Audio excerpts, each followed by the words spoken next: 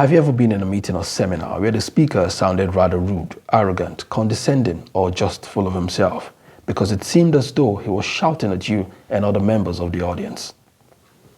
The volume of your voice, if used inappropriately, can reduce the quality of your presentation and make the audience have a negative impression about you.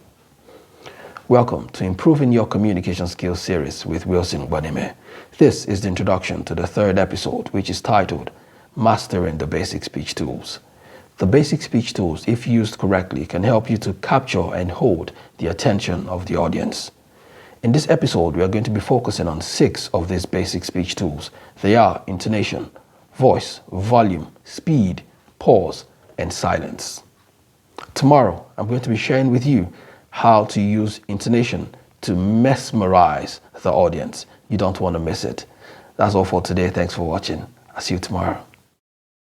Intonation is the way the pitch of a speaker's voice goes up and down as they speak, and this variation of the voice is as a result of the emphasis that the speaker places on certain words. These words are usually called keywords. We use intonation to help get our message across, to achieve an effect, or to express an emotion. Here's an illustration. I'm going to read the text appearing on the screen in 2 ways. The first time I won't use intonation, while the second time I'll use intonation. Let's go. Sometimes we are working hard to meet deadlines, pay our ever-rising bills, and achieve our personal goals. We forget to rest. We work all day and also late into the night and deprive ourselves of adequate sleep. Sometimes, while working hard to meet deadlines, pay our ever-rising bills, and achieve our personal goals, we forget to rest. We work all day and also late into the night and deprive ourselves of adequate sleep. Did you feel the difference? That's how to use intonation. Give it a try. I'll see you tomorrow. Voice is the sound you hear when a person is speaking. Your ability to change your voice when reading or narrating a story could be very useful in capturing different characters in the story, which would make the story more enjoyable to listen to. You can use voice to infuse humor into your presentation.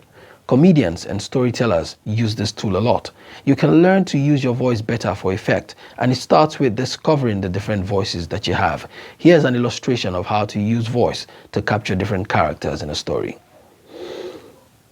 Mama Ngozi, please step away from the door. I don't want any trouble today. Can I just leave this house quietly? No, you're not going anywhere. You're staying in this house. I won't leave this door. Mommy, please let Daddy leave. Don't fight. That's how to use voice. See you tomorrow. Thanks for watching. Volume is the perceived loudness of a speaker. When delivering a speech, it is a good tool for waking people up or for keeping them from falling asleep. You can use volume to arrest people's attention or to get them to lean in and pay more attention to what you're saying. Volume can be used to change the atmosphere of a room or hall during a meeting or presentation. Here's an illustration. I'm going to read the text appearing on the screen using varying volume to create an effect. Life has a way of giving us feedback when we are living out of balance. It's just that sometimes we are either too blind to recognize it, too ignorant to realize it, or too stubborn to accept it. What feedback has life been giving you? If every time you get to work, you become sad, that is a type of feedback. That's how you use volume. All right, that's all for today. Thanks for watching. I'll see you tomorrow. Speed is how fast or slow a person speaks, and it's usually measured in words per minute. In some text, this is called pace. When you're speaking or reading fast and trying to catch up with what you're saying, people would naturally increase their concentration. However, when it becomes too fast, people could tune out. Your ability to adjust your speed to suit the mental or intellectual capacity of your audience can be a competitive advantage for you as a speech reader or speaker. Here's an illustration. The text that's going to be appearing on the screen, I'm going to read the first paragraph fast and the second paragraph slowly. Here we go.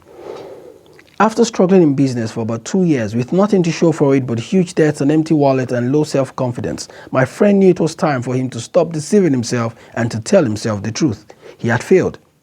He decided to take a break from business. He also decided to do some research to find out the factors that were responsible for his failure. That's it. So give it a try. I'll see you tomorrow. Take care. A pause is a short period in which sound is stopped before starting again. It's a form of oral punctuation. If you're reading a speech, a pause will be used at almost every point where there's a punctuation mark. You can use a pause to emphasize that what is coming next is important. Check this out.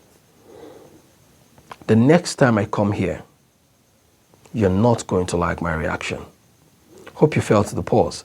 You can use pauses to buy time to recall what you want to say without the audience noticing. With the use of pauses, you can reduce or limit your use of filler words. Filler words reduce the quality of your speech.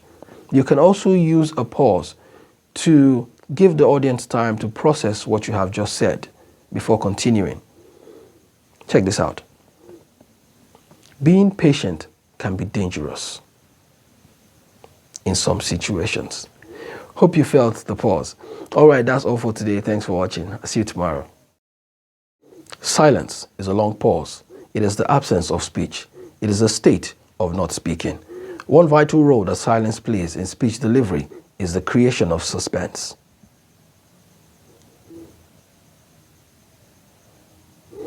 I just used it. Another role that silence plays is that it allows you to create room for the audience to express what they feel about something you had just said or done. If you're a motivational speaker and you said something like this, you can do anything you want to as long as you believe in yourself. You can do it. You don't just rush and continue. Give the audience time to express themselves. They'll go something, yes, we can do it. We can do it. Something like that. If you are delivering a sermon, it could go something like this. I have a message for you today. You are blessed. Don't just rush and continue. Give the audience time to express themselves. Amen. Yes, we are blessed. Something like that. All right, so you can give it a try. That's all for today. Thanks for watching.